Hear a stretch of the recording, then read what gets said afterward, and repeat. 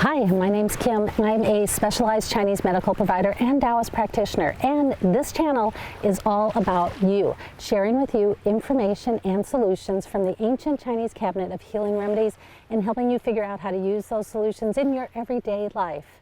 And before we get started, I want to give a big shout out to GTO Mama 68. First off, great car, and second, I heard you. So I'm going to spend a little bit of time today talking about fatigue and how it's handled in Chinese medicine. And before we do that, I want to give a big shout out to all my subscribers. Hey, thank you guys so much for being there, and thank you for all your love and support. And a special shout out to my very first subscriber, HRBS Frank. Thank you, love, for your support, and guys, keep the love coming. Thanks.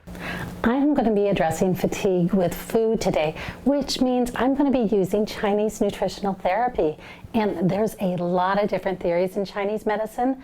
The leading approach when you're dealing with herbs and food is called Zang Fu theory, where Zang is the yin organs and Fu is the yang organs. Zang Fu theory is all about identifying weakness in your body.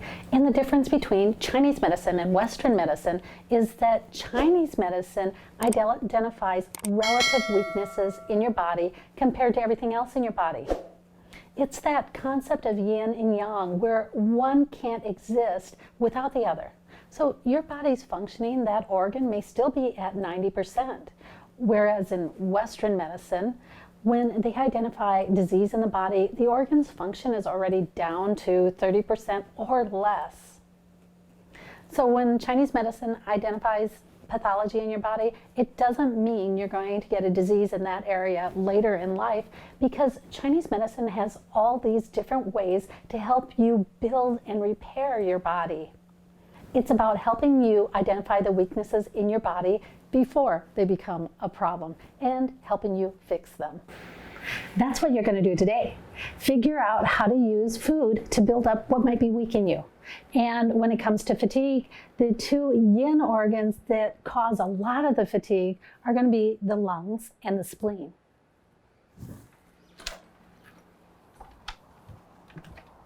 I'm out here on the Columbia River today, and have you noticed the last few weeks all the videos have been inside? If it hasn't been COVID-19, it's been the fires, and today the winds changed. I could smell rain someplace yesterday, but we just need so much more rain, and I want to give a big thank you to those of you who have been praying for us and supporting us. I have never been exposed to smoke that was so bad that we couldn't go outside at all. This is probably one of the first days that I've been able to be outside for more than 5 minutes, but you can still feel the ash. The air is really dusty, and you can feel the ash land on your skin, in your eyes, and get in your throat. So I'm probably going to get hoarse if I stay out here too long. You've probably already guessed what I'm going to talk about today. I'm going to talk about how you use food to build up your lungs. And next week, I'm going to do another episode on how to use food to build up your spleen. So you're going to want to save a little bit of what you make today, maybe 2 cups, and save it to help you out with your recipe next week. And then you'll have a recipe that builds up both the lungs and the spleen. And what we're going to focus on today is making a broth. And this broth, you can use it by itself, or you can use it in anything that you would use a broth in. The thing about fatigue is it took you a long time to get here, so it's going to take you some effort to get out of it. It's going to take you more than just drinking this broth to overcome your fatigue. So check out some of the other episodes out here on my channel.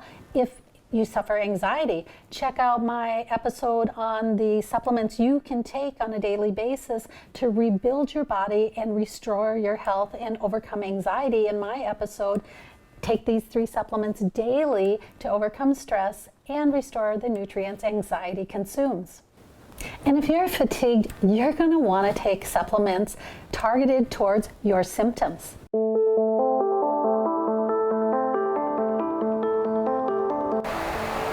The best time to focus on making a major behavioral change is when a lot of other things are happening in your life, because then you can't focus all your attention on that one thing that you can't do that seems difficult.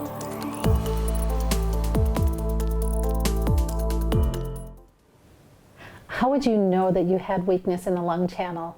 Besides fatigue, other symptoms could be that you get sick every year, or you have skin rashes, or you have bruising. It doesn't necessarily have to be something as loud as allergies and asthma, coughing, and wheezing to identify a weakness in the lung channel. Usually it's a lot more subtle than that. If you're a smoker, bad deal.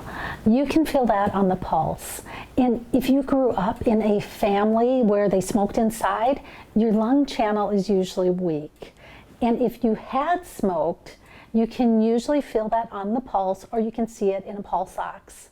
The lung channel, you can improve it. The organ, you can improve. You can rebuild it. It just has a tendency to carry a grudge, and it's the one channel and organ that has a tendency to not forget if you seriously insult it. I'm going to make a broth that you can use to help build up your lungs, your immune system, and your energy. Marry this with what I do next week for the spleen, and you'll have all your bases covered. Today is fall, and the season of the lungs is fall. So a good time to support the lungs. And the flavor of the lungs is pungent. To get an idea of what pungent is, look for those spicy foods like radishes, ginger, scallions, onions. Those foods that when you get a whiff of them, it's like you get a small pick-me-up. Pungent foods can give you energy, but you can also overdo it. So I'm going to marry those pungent flavors with milder flavors to create an immune boosting broth that you can use for your lungs. Some other things you can do to improve your lung function besides food is meditating. And have you ever wondered why breath is so vital in meditation? Why is it every time that you work with somebody with meditation, they always talk about breath? To learn about some of the foundational concepts of breath and meditation, check out my vlog, 3 Steps to Improve Your Meditation, Part 1, Breath. And I'll put a link in the video description below, and there's probably also a link up here that you can click on if you want to go to it right away. Okay, let's go shopping.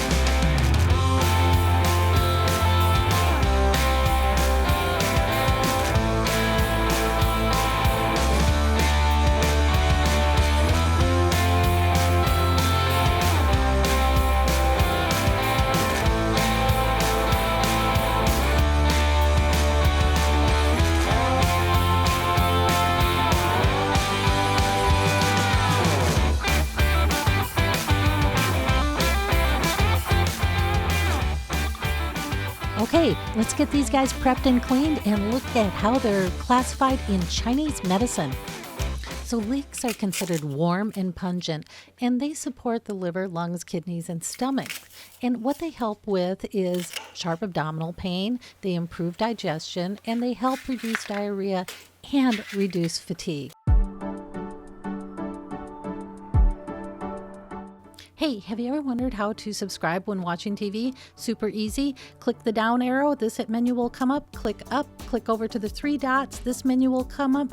Click over to subscribe, and if you're not logged into your Gmail account, YouTube will allow you to log into your Gmail account. Just type in your Gmail address and your password, and you'll be subscribed. Hey, thanks for watching.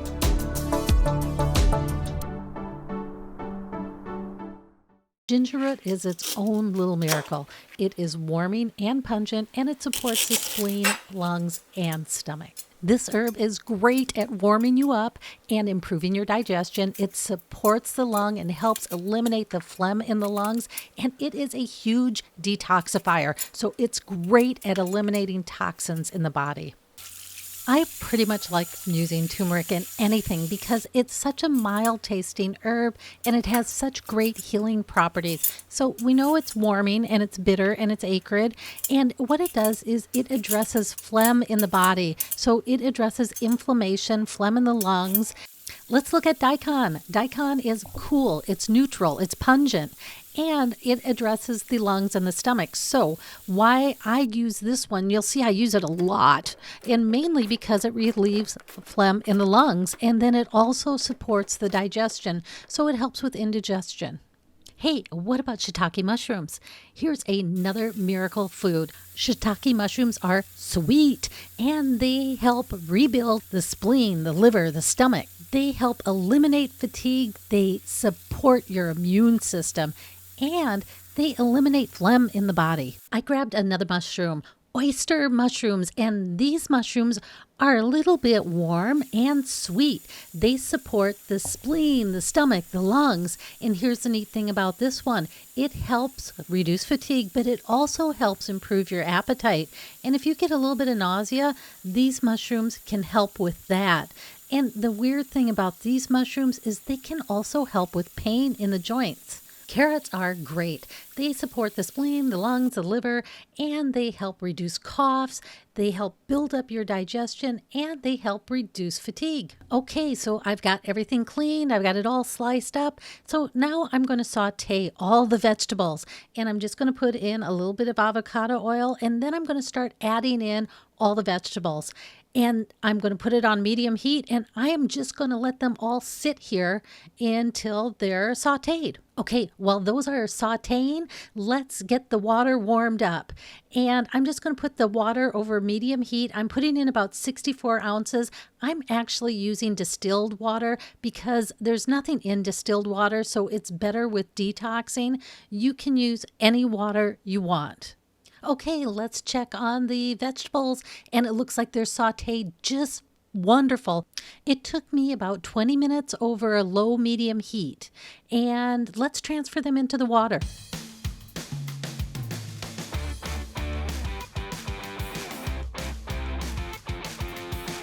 I usually boil this for 15 minutes, and then I let it simmer for 2 to 3 hours.